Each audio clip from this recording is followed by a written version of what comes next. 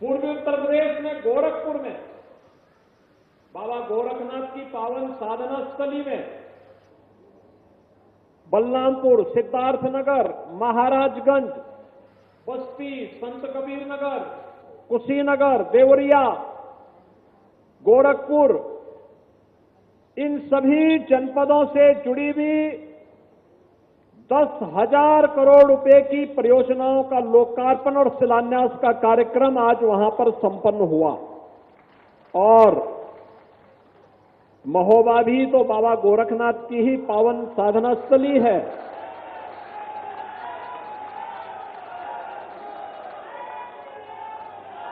वीर आला और उदल की भूमि है। और मुझे बताया गया कि गोरखगिरी में अब तो पर्यटकों की संख्या पहले की तुलना में 3 गुना से अधिक बढ़ चुकी है। और जब रोपवे बन जाएगा तो ये और आगे बढ़ जाएगा। अभी वहां पे लाइट एंड साउंड का कार्यक्रम चल रहा है और भी सुविधाएं वहां बढ़ेंगे। लेकिन भाइयों बहनों, ये संजोग है कि विकास की अपनी आधुनिक सोच के साथ आदरणीय गडकरी जी ने देश के इंफ्रास्ट्रक्चर को आधुनिक इंफ्रास्ट्रक्चर के रूप में बदल करके देश की अर्थव्यवस्था की रफ्तार को देश के दुनिया के अंदर सबसे बड़ी अर्थव्यवस्था के रूप में स्थापित करने के लिए जो योगदान दिया है वो अविस्मरणीय है और अभिनंदनीय भी है। और इस अवसर पर जब बुंदेलखंड को यह उपहार मिल रहा है तो सचमुच हर बुंदेलखंड वासी इसके लिए आह्लादित है। ये 9 बड़ी परियोजनाएं हैं जिनमें 3500 करोड़ रुपए की लागत या तो उन पे खर्च हो चुका है या फिर खर्च होने वाला है। आप देख सकते हैं जब कनेक्टिविटी बेहतर होती है, इंफ्रास्ट्रक्चर का योगदान विकास के लिए वैसे ही होता है जैसे हमारे शरीर के लिए हड्डियों के ढांचे का होता है। आप सोच सकते हैं अगर हमारे शरीर में हड्डियां नहीं होती तो शरीर की क्या स्थिति होती। वह स्थिति विकास के लिए होती है। और विकास को द्रुत गति से आगे बढ़ाने के लिए इंफ्रास्ट्रक्चर जिस बड़ी भूमिका के साथ आगे बढ़ रहा है वह अभिनंदनीय है। आज हमारा बुंदेलखंड बहुत आगे बढ़ चुका है। आदरणीय प्रधानमंत्री जी के विकास के विजन को जमीनी धरातल पर उतारने के लिए जो कार्य हुआ है, भाइयों बहनों, हम सब जानते हैं बुंदेलखंड एक्सप्रेसवे पूरे बुंदेलखंड की एक लाइफलाइन बन चुकी है। बुंदेलखंड में हर घर नल की योजना आज साकार रूप ले रही है। बुंदेलखंड में डिफेंस कॉरिडोर एक नए सिरे से दुश्मन को दहलाने के लिए अपने आप को तैयार कर रहा है। और यही नहीं, अभी तो इस बार के उत्तर प्रदेश शासन के बजट में भी हमने बहुत कुछ दिया है। झांसी के लिए एक औद्योगिक डेवलपमेंट अथॉरिटी के निर्माण के लिए 6,000 करोड़ रुपए की व्यवस्था हमने केवल झांसी के लिए की है। बुंदेलखंड एक्सप्रेस हाईवे को झांसी तक ले जाने की भी तैयारी कर ली है, उसके लिए भी पैसे की व्यवस्था की है।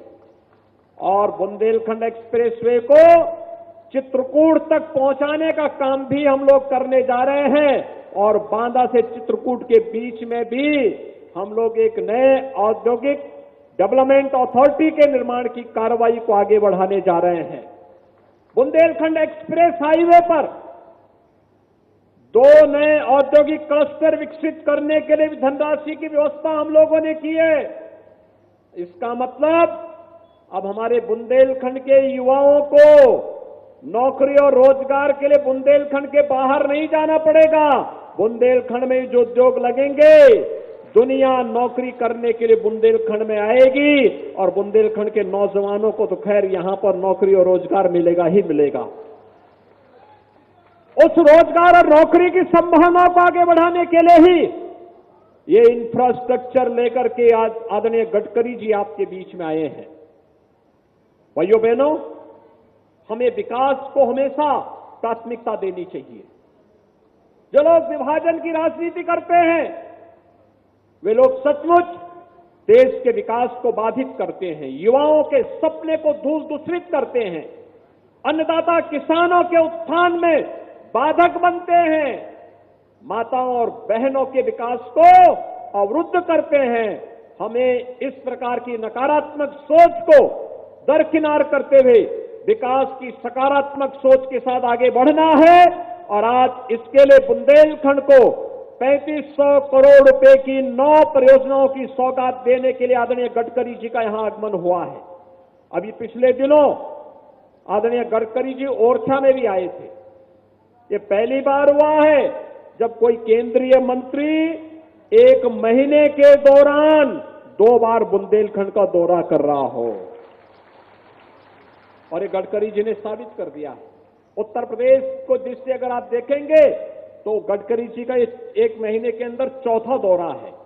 ये चौथे दौरे के कारण आज उनका मैं एक बार फिर से बुंदेलखंड की धरती पर स्वागत करता हूं।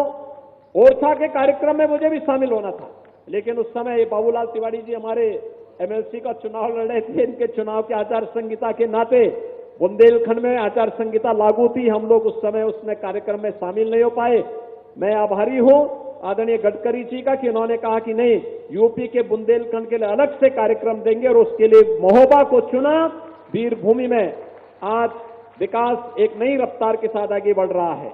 यहां पर तमाम कार्यक्रम अर्जुन सहायक परियोजना के साथ साथ तमाम अन्य शुद्ध सिंचाई की बड़ी बड़ी परियोजनाएं आज कार्य रूप ली हैं, और खासतौर पर इन योजनाओं में जहां पर आज वे तमाम योजनाएं यहां के लोगों की भावनाओं के अनुरूप यहां पर सिंचाई के लिए भी और पेयजल के लिए भी उत्तम व्यवस्था देने जा रहे हैं।